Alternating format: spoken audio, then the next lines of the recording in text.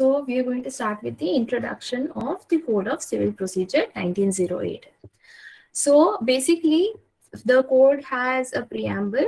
What is the purpose of the preamble? The preamble is the purpose of the preamble is to signify the objectives of the code. What is the objective of the code? An act to consolidate and amend the laws relating to the code of civil judicature. So the scope of the code is such that the code itself is not exhaustive, which means under section 151, the code has inherent powers under the civil procedure code, which means there are the sections mentioned in the code and the procedures mentioned in the code are not exhaustive, which means basis on the case to case basis, the court has the power to determine the decree to pass or the judgment to give. Then preliminary sections 1 to 8, commencement and applicability, scheme of the code. The code can be divided into two parts. First is the body of the code, which contains 158 sections. And then is the second part, is the first schedule containing 51 orders and various rules providing the procedure. What is the code? The code itself is a procedural law mainly. Basic classification of this code is it is a substantive law as well as a procedural law. Now, what does this mean? Procedural law and substantive law. What is the difference between a procedural law and substantive law? One can say that the substantive part of the law talks about the operative part of the code, which is the rights of a person that is given and the liabilities that the person has to incur. Okay, so the substantive part is the rights and the liabilities given under the code, whereas the procedural part would be the implementation or the execution of those rights and liabilities. The procedural law does not give any right, neither does it take away any right, but in fact it only implements or executes those rights and liabilities. Procedural law, now in this code, it is, as I told you earlier, it is divided into two parts. First is the code, the sections, and the second is the order and the rules. The sections are substantive in nature, whereas the orders and the rules of the code are purely procedural in nature. Now, if there is an amendment to be made under the Code of Civil Procedure, then how will that amendment be made? In case the amendment has to be made to the substantive part of the code, which is the amendment to the sections, it can only be made through the legislature. Whereas, if there is any amendment to be made to the orders or the rules, it can be made through the High Courts or the Supreme Courts, as the case may be. Now, in the case of Syed Muhammad Bakr versus Abdul Habib Hassan in the year 1998, it was held that the procedural law is subservient to substantive law, which means that now what does this statement mean? Procedural law is subservient to substantive law. It means that if the procedural law is not provided, then the execution of that procedural if the substantive law is not provided, then the execution of that procedural law will not take place. Which means if there is no section pertaining to the right or liability of any given statement, then there is no way a procedure can be established based on that section. If there is no section, there is obviously no procedure. But what happens if the section is present, but there is no procedure to establish the same or the procedure to execute the same? Then in such a case, like I had previously mentioned, the inherent power of the court under section 151 of CRPC comes into picture. What happens under this section? What happens is that the procedural law, then in such a case, if the procedural code is silent or if there is no procedure aspect of the law, then the court can decide with respect to the substantive law based on case-to-case basis as to what decree needs to be passed or what judgment needs to be passed in that particular case, right? Then comes part 1, which is section 9 to 35B and order 1 to 20. Which deals with the suits in general, jurisdiction of the court, res judicata, place of suing, institution of suits, summons, discoveries, judgments, decrees, interests, and costs. Then is part 2, which deals with the execution of such decrees. Now, we have certain expectations with regards to a procedural trial. So, whenever a code is established, we always have certain expectations as to what the procedural trial should take place, how the trial should take place, and what are the expectations that a general prudent person has with respect to the civil procedure code. What are those expectations? Are the procedural law is the backbone of any law, so it is quite natural to have certain expectations with the procedural aspect of any law. The basic aspect of procedural law is to make it available to the general public. It means that it needs to be easily accessible to the public who may not know legal terms or who may not be aware of the legal jargons that we as law students use in our day-to-day basis. And these people then easily seek redressal, making those rights as in rights mentioned under the sections, enforceable through the machinery. Machinery would be the procedure established under CPC, easier. Now there is a Latin maxim, ubi jus ibi remedium, which means where there is a right, there is a remedy. It is a fundamental principle which we have taken from English law, adopted in the Indian legal system. It says that a suit for its maintainability requires no authority of law. It is enough that no statute bars it. Then we have institution of suits. The word suit is not defined in civil procedure code. So obviously through different various case laws or through various judgments, we have come to terms with what exactly constitutes or institutes as a suit. Now it is understood that as a proceeding that commences in a civil court upon the presentation of a plaint. Suit begins only upon the presentation of a plaint. As we know, a plaint is a written statement, is a statement in writing of a cause of action. Cause of action is something that took place in which the relief is claimed is set out in detail. Section 26 of CPC, it provides that every suit shall be instituted by the presentation of a plaint. Now, I will place of institution of the suit. There are basically three rules. Three rules as in place of institution would amount to the jurisdiction of the institution of a suit. Three rules are: no court shall entertain any suit the amount or the value of the subject matter of which exceeds the pecuniary limits of its jurisdiction, which means section 6 talks about the pecuniary jurisdiction. Then no court shall entertain any suit as regards to subject matter thereof has been exempted from its cognizance. Second part of the jurisdiction is the subject matter jurisdiction. Then the third is every suit shall be instituted in the court of lowest grade competent to try it, which is mentioned in section 15. The object underlying section 15 is to see that courts of higher grades, that is such as the high courts or the supreme courts, are not overburdened with suits and to afford convenience to the parties. This third part is the territorial jurisdiction. Simultaneous existence of three jurisdictions. In short, we can say that the court has a jurisdiction with respect to any dispute. Means it has three jurisdictions, which is territorial jurisdiction, pecuniary jurisdiction, and subject matter jurisdiction existing simultaneously. Now, what happens in case all these three coexist? In the case of official trustee versus Sachindranath, 1969, it was mentioned, before a court can be held to have jurisdiction to decide a particular subject matter, it must not only have the jurisdiction to try the suit, but also have the authority to pass the order that is sought for, the relief which is sought by the plaintiff.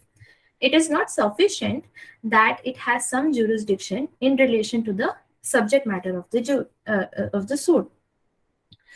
Now, with this, I'll be sharing another thing, which is let me explain this concept to you in through certain illustrations or through certain diagrams. If you can see, I'll stop sharing this PPT and I'll be sharing a whiteboard over here. Let me know if the whiteboard is visible.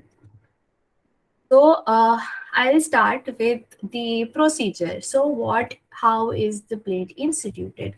Now, assuming that this is a person X, all right.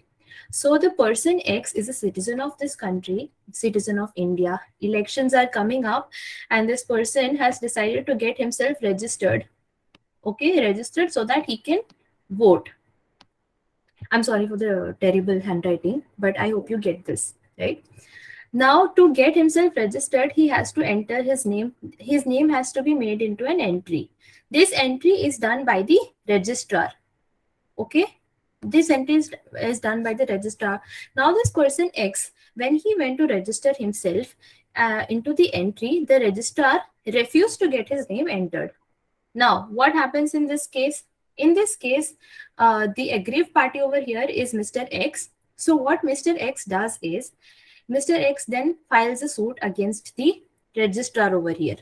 Okay, a suit is filed against the registrar. The Mr. X now becomes the plaintiff. Okay, and the registrar over here becomes the defendant. What happens is, what after the Mr. X becomes the plaintiff, he institutes a plaint, right? In what on what basis the plaint is instituted? The plaint is instituted on the ground that this registrar over here, this registrar refused to get his name entered into the register, which means the cause of action in this plaint, in this particular plaint, the cause of action would be the refusal of the entry of the name of Mr. X into the register. All right. So now you understood what the cause of action is. The cause of action is instituted upon a plaint. The plaint is instituted upon a cause of action. This cause of action arose because the rights of Mr. X were violated by the registrar. This after this, the plaintiff writes what relief he wants or what relief he seeks from the registrar.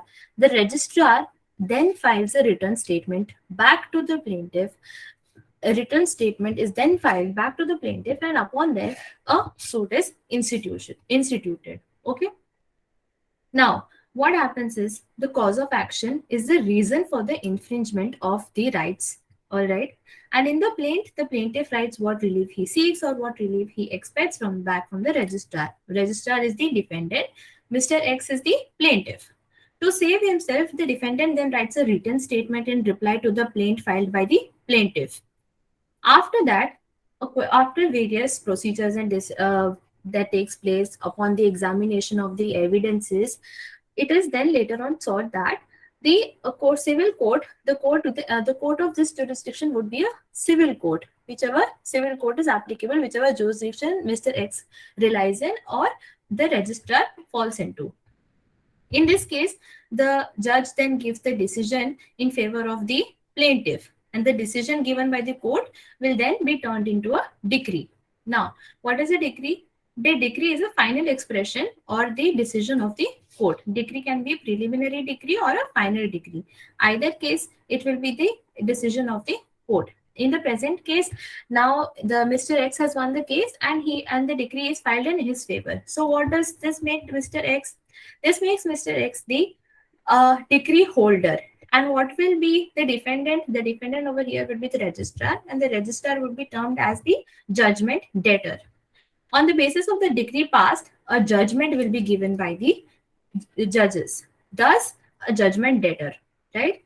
The judgment, now what does the judgment constitute? It constitutes all the reasons that is given by the bench or the single judge as the case may be, and all the reasons shall be explained in the judgment briefly, precisely as in the manner provided. It contains two parts. The judgment contains two parts. One is the obiter dicta and the second is the ratio decidendi. The decree is finalized only when the judgment is passed. Now, another thing is a judgment is universally applicable, which means it can be used as a precedent. For example, if we cite certain cases in our draft, all right, when we are filing a plaint or when we are filing a petition, we cite certain cases. In those certain cases we cite the judgment part, right? But a decree is always based on a case-to-case basis, which means supposedly that I am filing a suit for specific performance. I want to claim so and so amount of money from so and so person, and the decree passed in my favor would mean that X person has to give me 3,000 rupees, let's say. Then in that case, the decree passed would only amount to that X person giving me 3,000 rupees. All right. So the decree is case-to-case specific, whereas the judgment is universally applicable and can be used as a precedent. A person can claim damages in a civil court even when no physical damage has taken place. Like in the present case that I mentioned, Mr. X, no physical damage had taken place, no property was damaged, only his rights were infringed by the right to vote was infringed by the registrar. Still, he could go and file a claim, file a suit. Now, like I mentioned before, there are two kinds of law, substantive law and procedural law. In some cases, we use the term adjective law for the code of civil procedure. Although it is not a widely applicable word, it is not used widely. Although we say that civil procedure code is mostly procedural law, now here comes a new term which is known as the adjective law. What is adjective law? Any law containing both the substantive part and as well as the procedural law will amount to adjective law. In civil procedure code, we have the substantive part, which is the sections, and then we have the operative procedural part, which is the rules and the orders, right? Then this act, like I mentioned, is divided into two parts. First is sections, 158 sections, and then is the rules on how to follow and exercise the rights of these sections. Infringed rights can be enforced in civil courts. So what is a civil procedure? It is a body of law that shows and explains procedures, practices, methods. You can note this down. It is a body of law that shows and explains procedures, practices, and methods. This is a civil litigation. What does civil procedure code do? It was consolidated, amended, and codified so that civil courts could follow a procedure which is established by law. If there is no procedure that is established by law, everything will go haywire. And when everything goes haywire, there will be chaos. So, in order to avoid such chaos, in order to avoid confusion, we have established a procedure of law which is to be followed by case on which is to be followed in each and every case. Then the scope, it gives no right to the citizens and neither does it take away any right of the citizens, which means most of the applicable part of the code of civil procedure is based on the procedural aspect, which means neither does it take away any right nor does it give any specific right to the person. Whereas special law is silent on any matter, the code will always gain privilege. The code will always prevail over a matter in which the special law is silent. Where there is a point of dispute or confrontation between the code of civil procedure and a special law, then the special law will prevail. Only in the cases where the special law is silent upon a subject matter, in that cases, the code will prevail, but within the periphery of special enactment. Right? Now I'll share another part. So, all right. So, we are going to learn about the doctrine of res sub judice. So, there are two main doctrines in the Code of Civil Procedure, which is doctrine of res judicata and the doctrine of res sub judice. But in this lecture, we are only going to learn about the doctrine of res sub judice, which is the stay of suits. Now, so what is the stay of suits? It is mentioned under section 10. As the heading of the section says, stay of suits, it means that no court should proceed with the trial of any suit which the matter in which the matter in issue is directly and substantially in issue with the previously instituted suit between the same parties, and the court before which the previously instituted suit is pending is competent to grant the relief sought. Confusing, right? Let me explain it to you in an easier manner. Now, exactly does the doctrine of res sub judice means? Now, here is a company ABC. ABC sells biscuits. Okay. Here is another company ACB.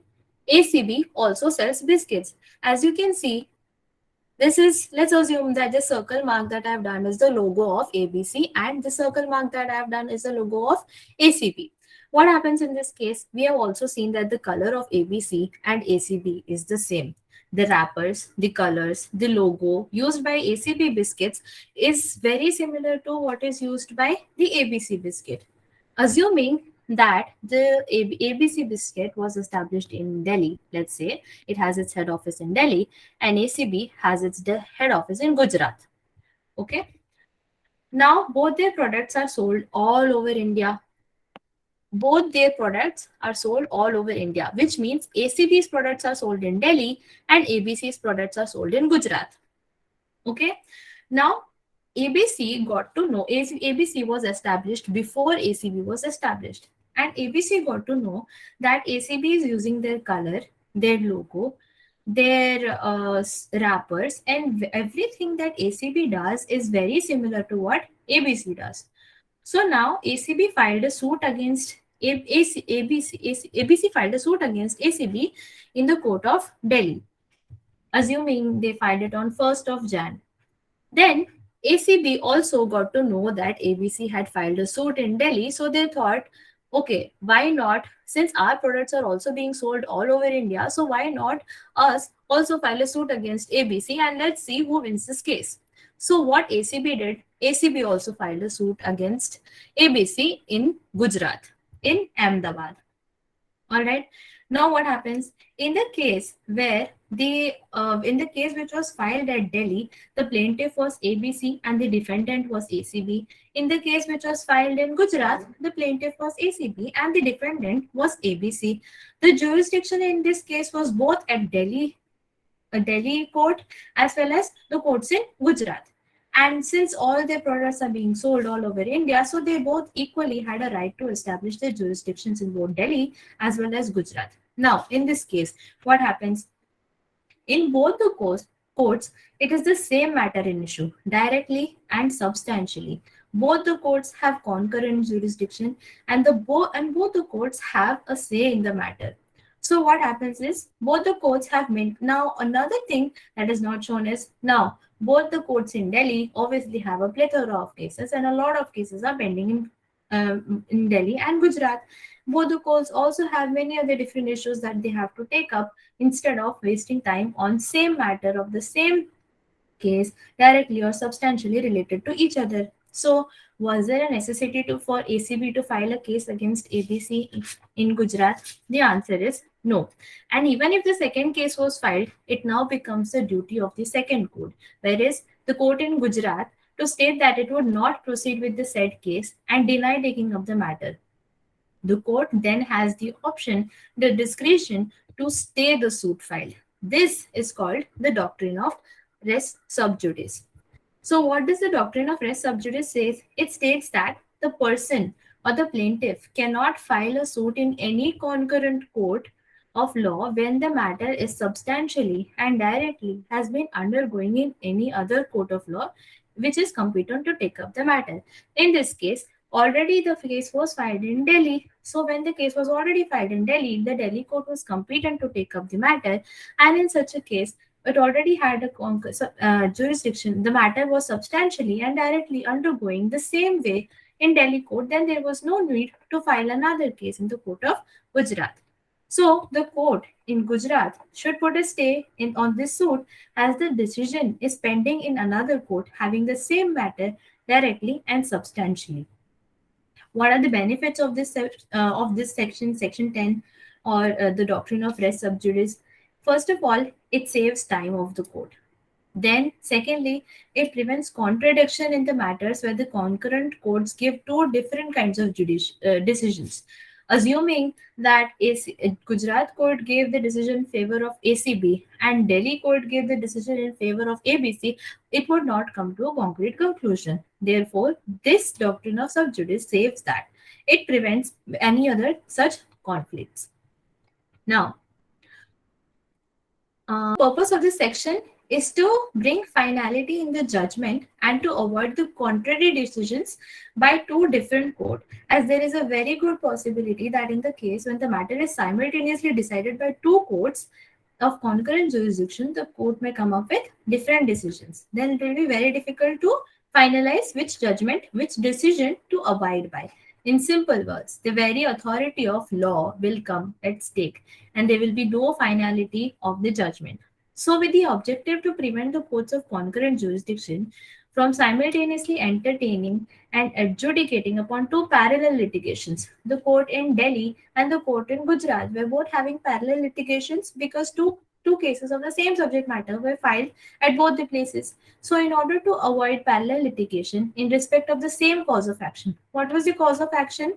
That The other party was using the same wrapper, the same color, the same logo, and were selling the matter all over India. This was what it was. This was the cause of action on the same subject matter and the same relief. Let's say the relief is as a compensation of assuming 1 crore rupees that they wanted from the other party.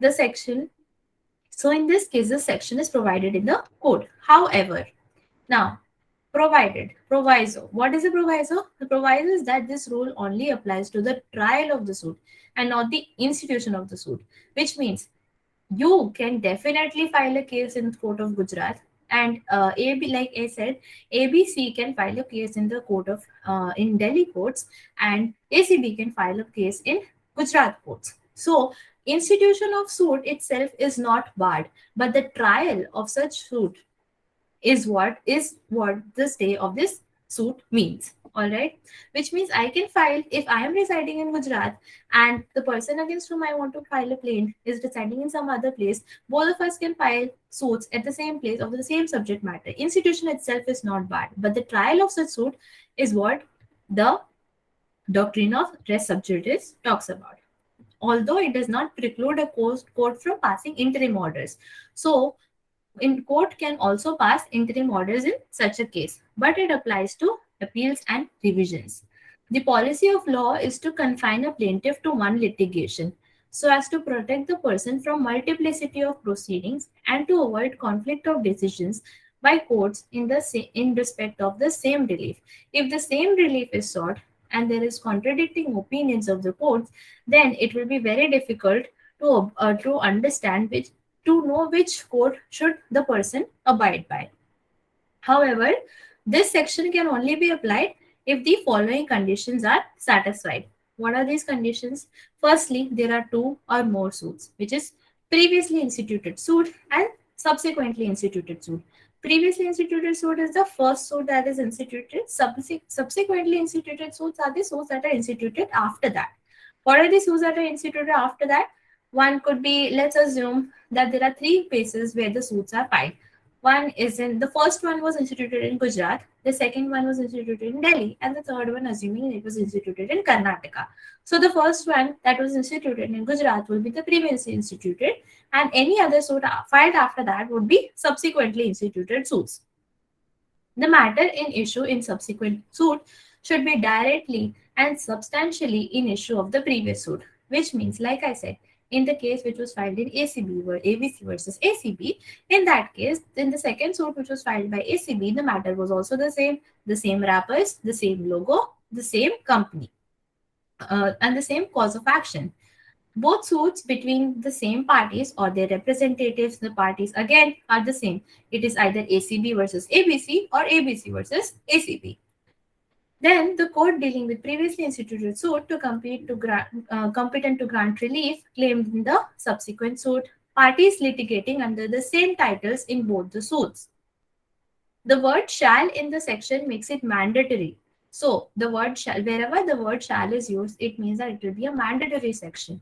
And the moment the court finds out that the above conditions are satisfied, the court will not proceed with the subsequently instituted suit, which means once they get to know that a suit is already instituted before their place in some other place, then in such a case, the court will not go ahead with the suit and the court will stay with the subsequent proceedings.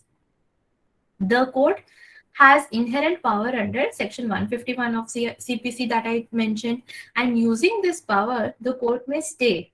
Either it will stay the proceeding or it will consolidate those proceedings, which means the proceedings will be consolidated from, let's assume, the Court of Delhi states that we will club these two proceedings together and consolidate these two proceedings together and we will hear them. So either it puts the Court of Gujarat puts a stay over there, or these proceedings are consolidated together, but it is not mandatory, and of course it depends upon the discretion of the court. Whereas if the condition so mentioned is satisfied under section 10, which is section of res sub judice, then in such a case the court has to mandatorily stay the subsequent suit. It is further important to remember that a decree passed in contravention of Section 10 is not a nullity, which means if a decree is passed against the If this doctrine of res sub judice is followed, then it will not thereby make the decree a null and void, and therefore it cannot be disregarded in execution proceedings. Which means if the court has already given a decree in favor of, assuming that the second proceeding was in ACB, was in favor of ACB, and the Gujarat court had given the Gujarat court had given its decree in that such a case, then the execution of such proceeding, the execution of that decree will not be disregarded.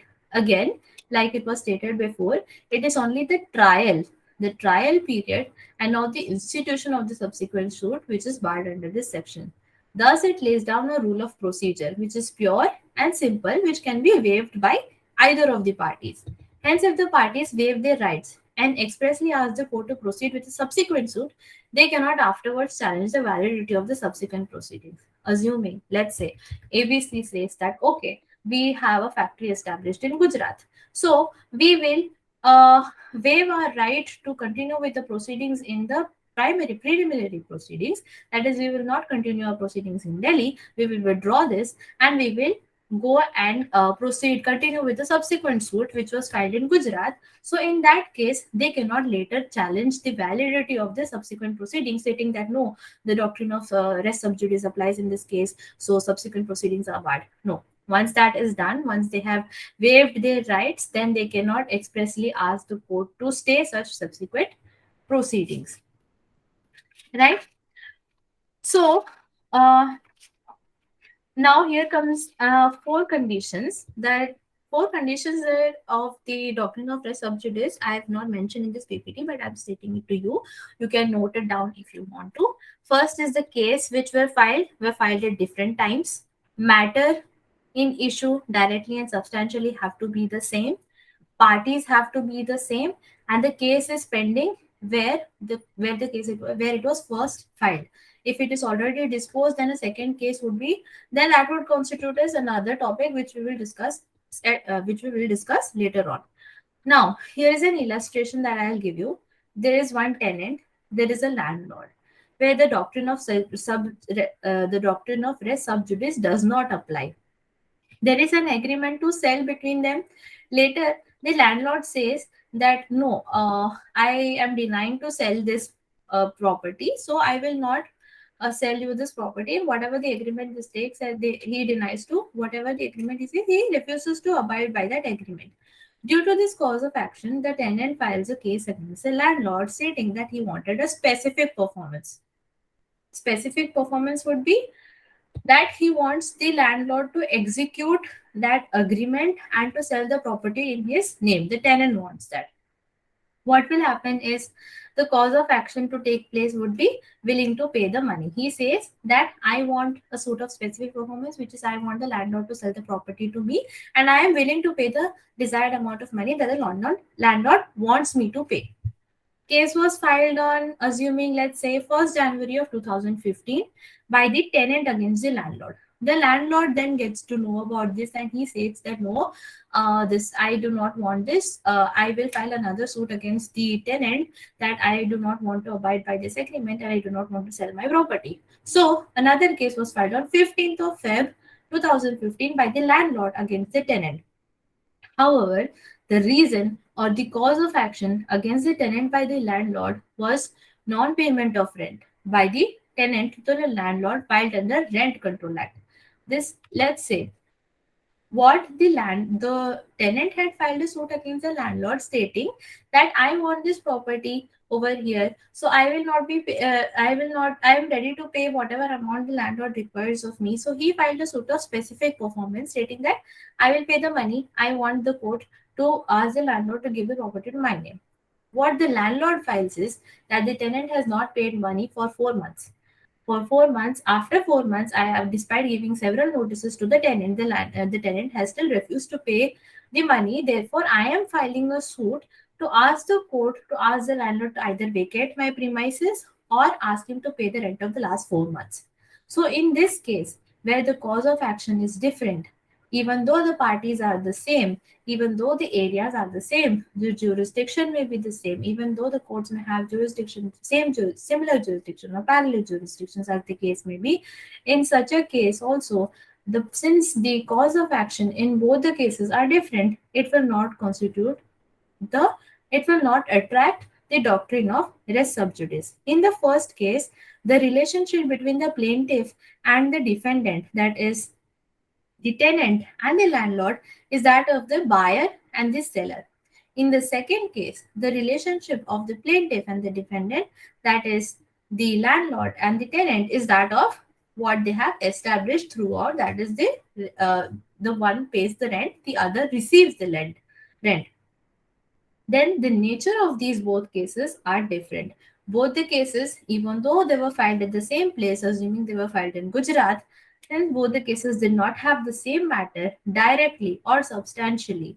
Directly and substantially means it should be very substantive, and it should also be correlated to the matter that is filed in both the cases. In both the cases, none of these, the cause of action was very different. Hence, the court can take up both the case, and thus the doctrine does not apply. All right. So this was the doctrine of res sub judice under Section 10, and this was a brief introduction about the Code of Civil Procedure. Any questions?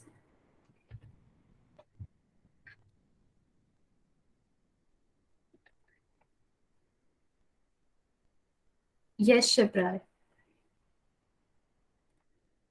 Ma'am, is it important that the same party needs to reinstitute the suit or again institute the subsequent suit? Yes, yes, yes. It is important. It without, if one of the, like I had mentioned through three four criteria, that the same party should be there, that there should be a previous suit and there should be a subsequent suit, that the court should have the jurisdiction. All of these criteria, which is mentioned under Section 10 of the Code of Civil Procedure, all of these criteria is what that is to be fulfilled. If any one of these criteria are not fulfilled, then this doctrine of res sub judice would not attract. Like in the case of tenant and landlord, the cause of action was different. Even though the parties were same, but the cause of action was different. So one of the criteria was not fulfilled. So the court in Gujarat could have taken cognizance of the case, right? Was that Ma'am, can you give an illustration for where all the conditions are fulfilled? uh, illustration for all the conditions are fulfilled? Yes, ma'am. Like I mentioned in that ABC versus ACB, in that, so all the conditions, the first four conditions that I talked to you was about basically the case in which were filed at different times. So let me give that illustration again, the ACB versus ABC one.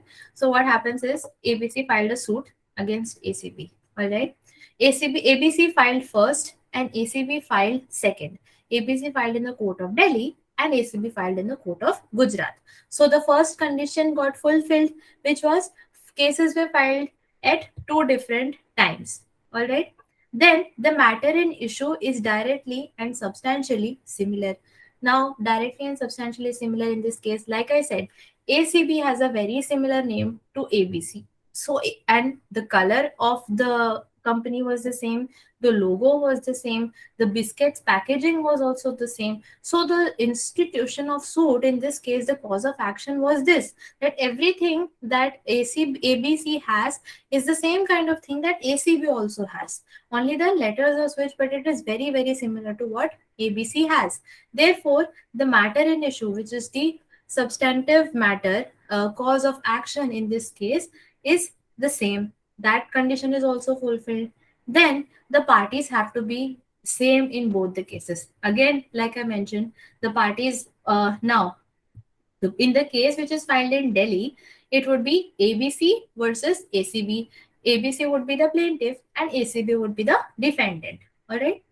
And in the case which is filed in Gujarat, it would be ACB versus ABC, where ACB would be the plaintiff and the ABC would be the defendant. So in that case, with the parties, although they are either a plaintiff or a defendant, but both the parties are the same. Sure, I understand. So the case is pending in the court where it was first filed. The fourth one is the case where it was first filed.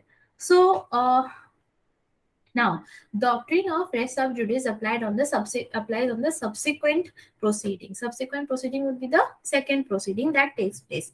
So now, assuming that a Gujarat court has taken cognizance and has stated, and they have got to know that okay, so a state or a proceeding is already pending in the court of Delhi, then they have to stay that proceeding. All right. So once that proceeding is stayed, then in such a case, what happens is that the matter goes on to continue and the trial continues in the court of Delhi. So all these four courts, all these four conditions are fulfilled in the illustration that I have given.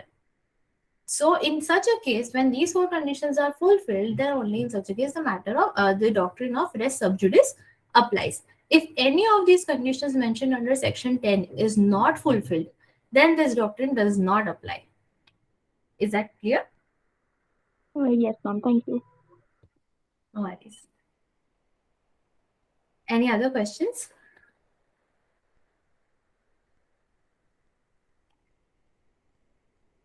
Ma'am, can you Ma'am, please elaborate the difference between res sub judice and res judicata with an example?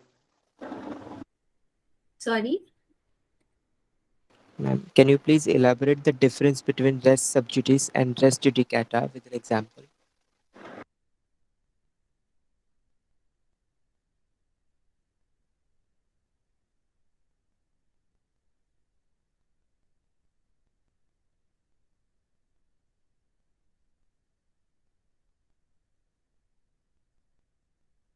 Wait, hold on. ma'am, you Sorry. are on Yeah. mute. Sorry. Yeah. So, res judicata basically it states that a matter is already adjudicated. Then, in such a case, it will not be instituted again. Assuming that, so I will take the example. Like I already said, res sub judice bars the trial of a suit, whereas res judicata relates to a matter which is already uh, disposed, which is already adjudicated. Okay, then the same kind of suit, the same parties, the same on the same subject matter, another suit cannot be filed. Like I had mentioned before, that a case is pending somewhere else in the court where it was first filed, and in that I told you that this is a topic for another time. That is res judicata. What happens over here? Assuming again the ABC versus ACB case, what we will do, what happens in res sub judice is the section 10 conditions have to be fulfilled, right? Section 10 conditions are fulfilled, then the suit is barred, the trial of a suit is barred, and the second court over there has to stay the proceedings of the suit. Now, what happens in res judicata? In res judicata, one court has already given the decision. Let's say the court in Delhi has already given the decision in favor of ABC, right? Now, ACB cannot file another suit. ACB is barred from filing another suit on the same subject matter where both the parties are the same and the cause of action is also the same. They cannot file a suit in the court of Gujarat. Once a matter has already been disposed with the same cause of action with the same parties, then in such a case, another suit with the same cause of action and the same parties cannot be filed anywhere else in the country. This is what res judicata means. Alright? In res sub judice, there is a requirement of two or more suits to take place. In res judicata, this is not a requirement. Is that clear? Yes, ma'am. Thank you. You're welcome. Any other questions? Ma'am, Yes. if any case is filed in the foreign court, then can it be again, like it's pending in foreign court, then can again it can be filed in Indian court? So, in that case, when it can, yes, it can be filed in Indian courts, but in that case also, now there, if we have to take into consideration whether there exists a treaty for the transfer of such a case, whether those case matters is already pending in such a court, so the courts over here will put a stay, whether or not the courts over there would put a stay stating that the origin of the cause of action arose in India. There are many factors which are considered into while dealing with the foreign aspect of the procedure of the trial, the commencement of the trial.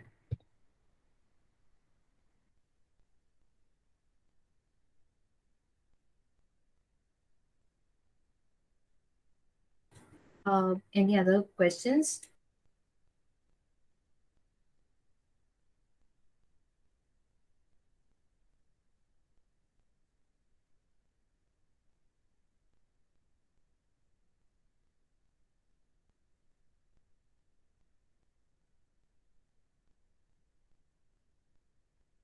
No more questions. So we can end it over here. All right. So thank you so much, everyone. If you have any questions later on while going, sorry, yes, Shripa, you were saying something. I was saying thank you. Okay. Yeah. So if you have any more questions, you can add it a message in the group, and I will share this PPT. Otherwise, if you have any other doubts or questions, it can be always asked in the group and we will share. Right? Thank you so much.